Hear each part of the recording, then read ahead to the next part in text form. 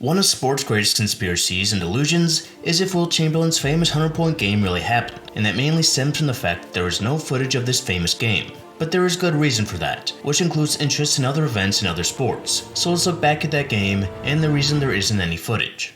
Totally sports-esque. Major League.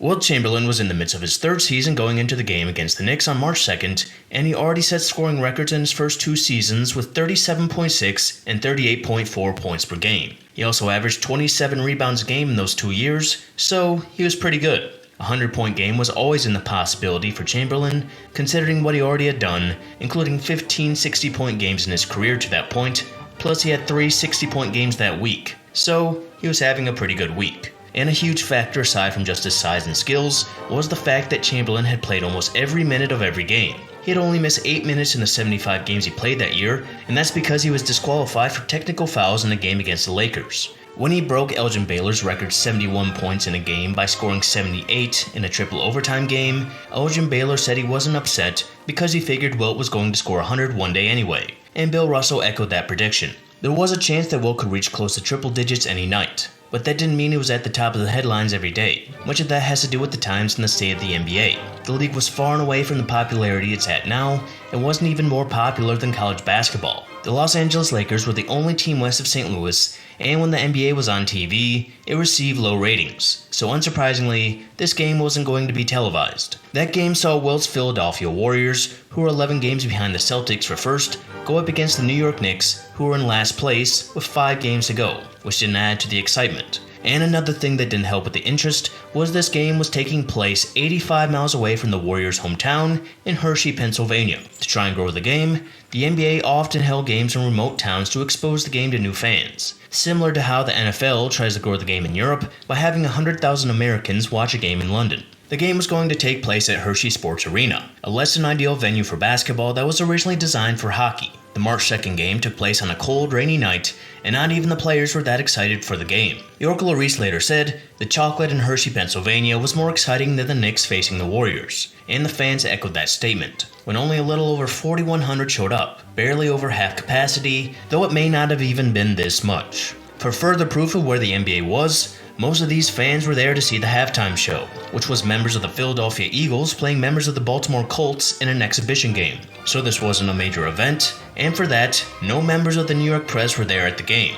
They were instead in Florida covering spring training for the Yankees and the new expansion team called the Mets. The press naturally wants to cover the top stories, and considering the Yankees were just coming off another World Series win, and Roger Maris just broke the home run record, and add in the fact that the Mets were a new team that were going to break their fans' hearts for decades to come, it's easy to see why people had more interest in spring training than a game that seemed like a throwaway 85 miles away from the team's hometown. Wilt Chamberlain nearly missed the bus to Hershey after a long lunch with teammates and a night spent doing what he usually does, putting up triple-doubles in the bedsheets. But he made it, and in front of over 4,000, which included the Warriors publicist who was tasked with being the stringer for 3 different publications, and only 2 photographers, he went up against a last-place Knicks team without their center, Phil Jordan, who nearly matched Chamberlain in an earlier game. And he made his first 5 shots and finished the first quarter with 23 points, making all 9 of his free throws. And after the second quarter, Wilt had 41 points, which wasn't that big of a deal to his teammates who had seen him score 60 or more numerous times that season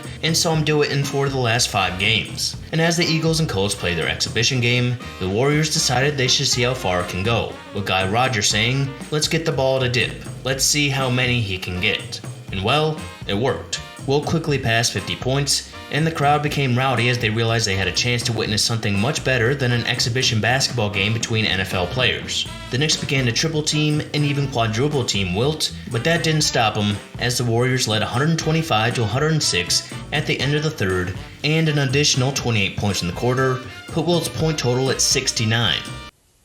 Nice. He was almost at his record 78-point total that he recorded in triple overtime, and with every point he scored, PA announcer Dave Zinkoff announced it to the crowd. He broke his own record with 7:51 left, which sent the crowd into a frenzy, and began chants to give the ball to Wilt, in hopes that he would score 100. As Wilt neared the 90-point mark, the Knicks began fouling everyone except Wilt, and began using as much of the shot clock as possible. It was the opposite of what a trailing team would usually do. They used up the clock and gave up easy points. And then the Warriors did the opposite of what a team does when they're winning, by fouling the Knicks to get the ball back. Either way, he gave Wilt more time, and he had 94 with 2:12 left. Then 1 minute later, he had 98. Then with 46 seconds left, after multiple misses, the reaction to the shot can be heard in the best proof of the game actually happening, in the radio call made by announcer Bill Campbell, that was not discovered until 1988.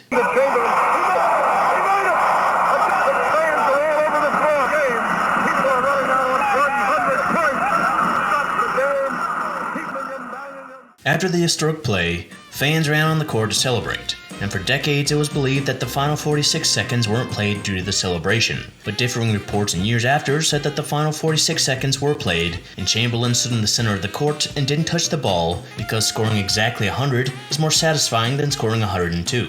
Either way, Wilt didn't score in those final 46 seconds and went to the locker room to take one of the most famous sports photographs of all time. It was taken by the same guy who took this photograph of Wilt drinking milk. And judging by what he usually did in the nights after games, this probably wasn't the only milk Wilt drank that night. Paul Vathis was the one who took the photo, and he wasn't even at work. He was an Associated Press photographer who was there to enjoy the game with his son. And given the opportunity, Vathis took pictures of the moment fans ran on the court, and after Warriors PR manager Harvey Pollack scribbled 100 on a piece of paper, Wilt held it up, and the rest was history. And the popularity of the NBA at the time can also be seen in the immediate reaction. The Philadelphia Daily News had no mention of the 100-point game in its sports section, even after Harvey Pollack provided a game story for the Associated Press and United Press International. The New York Post did provide a story, but gave it prominent back-page coverage. The New York Daily News even took the opportunity to bash the game, saying basketball is not prospering because most normal-sized American youngsters or adults cannot identify themselves with the freakish stars. You just can't sell a 7-foot basket-stuffing monster to even the most gullible adolescent. So if the NBA did all of this for publicity, it wasn't as big as they hoped, and the record gained more notoriety in years to come, especially as the NBA gained popularity, and more came to realize how insane it was. And when tens of thousands of people came out of nowhere to claim they were one of the 4,000 at the game. The mere fact that someone scored 100 points in a game and made 28 free throws while being known for his poor free throw shooting is a big part of people believing that this could never have happened. And people will also bring up footage of Babe Ruth or anything from the time to back up their claims, since there's people who think everything was filmed like it is now. But if you know anything about the time and the background of the game, then it's easy to see why the media wasn't going out of their way to film the game, for the same reason there isn't footage of a random September game in 1962 between the Dodgers and Mets in a different location, which is about what this game was equivalent to. And maybe it's a good thing reporters covered Yankees and Mets spring training instead of this game, because it helps add to the myth, similar to Babe Ruth's called shot. There is footage of that event that's very unclear, but you can speculate that Babe Ruth was taunting the Cubs bench instead of calling a shot, which most likely happened. But the myth of the whole thing makes it a lot more fun. And maybe the NBA did make the entire thing up, and there is no footage of this game. That is until Adam Silver uses some of the new AI tools to find footage.